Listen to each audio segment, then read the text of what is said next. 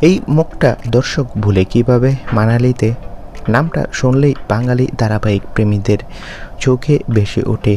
কি করে বলবো তোমায়, জয় বাবা লোকনাথ কিংবা বাঘমামার মতো চরিত্র। যদিও শেষ দুটো সিরিয়াল তেমন চলেনি, কিন্তু মানালির অভিনয় মানে তো প্রশ্ন তোলার জায়গাই নেই। বেশ কিছুদিন ছোট পর্দা থেকে দূরে ছিলেন, হঠাৎ করেই চমকে দিলেন। না, নতুন কোনো ধারাবাহিকের নয়, ডান্স বাংলা ডান্সের মঞ্চে অতিথি হয়ে ফিরলেন তিনি।